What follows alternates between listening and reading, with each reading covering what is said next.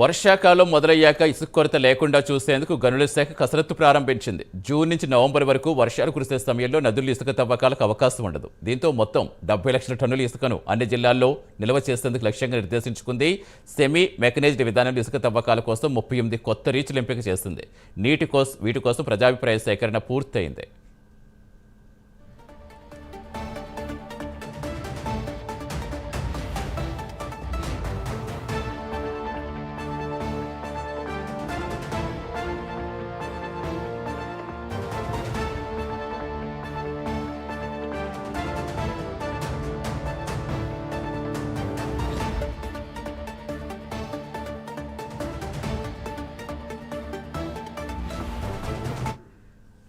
పర్యావరణ అనుమతి కోసం గనుల శాఖ దరఖాస్తు చేసింది. వీటికి అనుమతిస్తే ఇసుక ధరలు మరింత తగ్గుతాయని, ఆయా రీచ్ల్లో తవ్విన ఇసుకను ఎక్కువగా వర్షాకాలం కోసం నిల్వ చేయాలని భావిస్తోంది. ఎక్కువ రీచ్లు అందుబాటులోకి తీసుకురావడంతో పెద్ద ఎత్తున ఇసుక సరఫరా అవుతోంది. గత ఏడాది జూలై నుంచి ఏడాది ఫిబ్రవరి వరకు మొత్తంగా 1 కోటి టన్నులకు పైగా ఇసుక సరఫరా అయింది.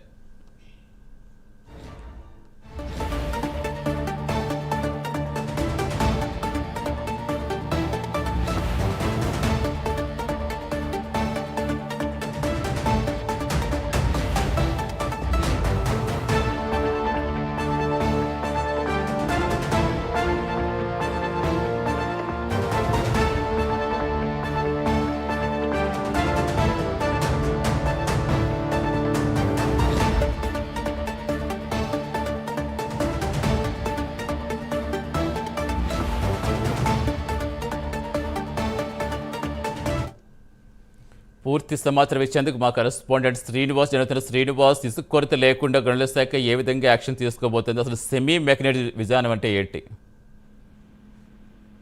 Thank you Satish. రాష్ట్రంలో కూటమి సర్కార్ అధికారంలోకి వచ్చాక ఇసుకను ప్రతి ఒక్క పేదవానికి సామాన్య మధ్యతరగతి వర్గాలకు కూడా అందే విధంగా ప్రభుత్వం చర్యలు చేపట్టింది. అయితే గత వైసీపీ ప్రభుత్వం చూస్తే ఇసుక అనేది కూడా బంగారంగా మారిపోయిన పరిస్థితి నెలకొంది. ఈ నేపథ్యంలోనే ఇసుకను సామాన్య మధ్యతరగతి వర్గాలు కూడా అందే విధంగా కూడా ప్రభుత్వం చర్యలు చేపట్టి ఇందులో భాగంగా ఇప్పుడే ప్రత్యేకంగా కూటమి సర్కార్ అధికారంలోకి వచ్చాక ఇసుక పాలసీని కూడా అమల్లోకి తీసుకొచ్చింది. అయితే ఇసుక పాలసీలో కూడా కొన్ని మార్పులు చేస్తూ కూడా మొదట దాని మీద విమర్శలు వ్యక్తమవుతాయి. ఇసుక కొన్ని చోట్ల కూడా సరిగా అందుబాటులో లేదని చెప్పేసి కూడా ప్రభుత్వం కొన్ని విమర్శలు రావడంతో దాని మీద కూడా పూర్తి స్థాయిలో ఫోకస్ పెట్టింది. అయితే ఈ నేపథ్యంలో ఇసుక పాలసీలో మరిన్ని మార్పులు చేర్పులు చేయాలని చెప్పేసి కూడా ప్రభుత్వం నిర్ణయించింది.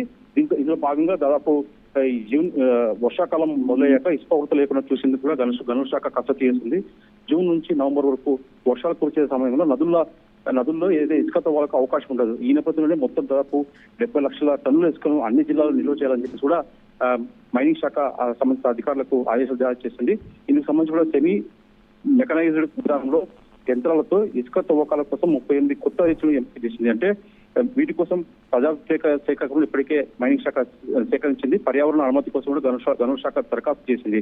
వీటికి అనుమతిస్తే ఇసుక ధరలు మరింత తగ్గుతాయని చెప్పేసి కూడా ఆయా రీచుల్లో తవ్విన ఇసుకను ఎక్కువగా వర్షాకాలంలో నిల్వ చేయాలని చెప్పేసి కూడా మైనింగ్ శాఖ భావిస్తుంది. గత ప్రభుత్వంలో దాదాపు 400 టన్ను ఇసుక 470 రూపాయలతో విక్రయించారు. అది సామాన్యులకు పెనుభారంగా మారింది. ఈ నేపథ్యంలో కూటమి సర్కార్ అధికారంలోకి వచ్చాక ఇసుక పాలసీని మరింత సరళంగా చేసి అందరికీ ఇసుక అందే విధంగా కూడా పాలసీ తీసుకొచ్చింది. ప్రస్తుతం వర్షాకాలంలో ఇసుక దొరకని పరిస్థితి, చాలా చోట్ల కూడా నదులు పొంగే పరిస్థితి ఉంటుంది. నదులు నీటి ప్రవాహం భారీగా ఉంటుంది. ఈ నేపథ్యంలో ఇసుక కొరత చాలా తీవ్రంగా ఉంటుంది. ఈ నేపథ్యంలో ప్రభుత్వం ముందస్తు చర్యలో భాగంగా ఇసుకను అంటే వర్షాకాలం ముందే కూడా తవ్వేసి కొన్ని చోట్ల రీచ్ను ప్రత్యేకంగా పెట్టేసి అక్కడ ఇసుకను డంప్ చేస్తే దాని ద్వారా కూడా ఇసుక కొరత లేకుండా కూడా ఈ వర్షాకాల సమయం అంటే 3 నెలల పాటు కూడా ఇసుకను అందరికీ అందుబాటులో ఉంచే విధంగా కూడా ప్రభుత్వం చర్యలు చేపట్టింది. ఇందులో భాగంగానే మైనింగ్ శాఖకు కూడా ప్రభుత్వం ఆదేశాలు జారీ చేసింది. సతీష్.